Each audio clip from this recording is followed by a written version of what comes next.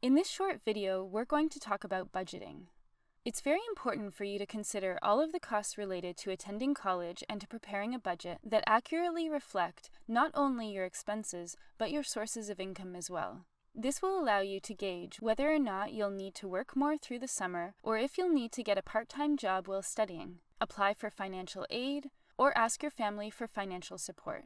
Within this section, you'll find a simple Excel budget attached that allows you to track your expenses and your income month by month.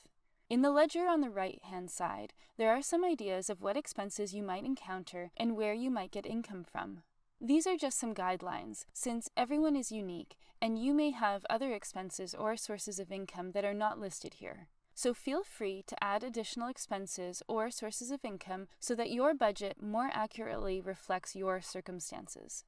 You'll notice that the expenses are divided into two categories, fixed and variable. Fixed expenses are items that generally stay the same from month to month, and variable expenses are ones that might fluctuate or ones that can be reduced if need be. This is important to remember because if your expenses end up being higher than the income you have available, it is usually the variable expenses that you will need to have a closer look at to see where you can find savings or eliminate some costs. You'll notice on the budget worksheet that the sections for tuition, books, and OSAP allow you to enter figures for the months of September and January only. That's because you generally will make those payments or receive that income at those specific times of the year and not on a monthly basis.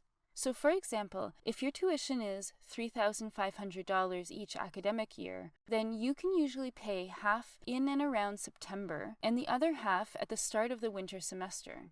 Keep in mind, though, that this budget is for informational purposes to allow you to calculate your expenses and does not state actual deadline dates for each item. So pay close attention to the deadline dates that you have and make sure to always pay your expenses, such as tuition, on the specific deadline dates set out by your institution.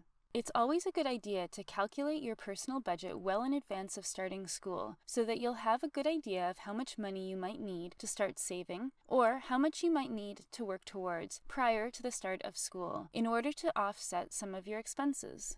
After completing the budget template, have a look at whether you have a surplus or a deficit between your expenses and your income for the year. Then you'll know if you have some work to do or if you're in good shape to start college. The financial cost of college is a big stress for students, but with good planning and knowledge, you can reduce that stress. Within this section, you'll find a document called College Saving Tips that will give you some ideas of how to reduce your expenses while at college. Related to this topic, you can find a short, fun, interactive module which will test your ability to save money. To help you with creating a budget, the federal government also provides you with an interactive budget you can use and has links to describe other tips for increasing your income and reducing your expenses while in post-secondary education. Follow the link below to discover these resources.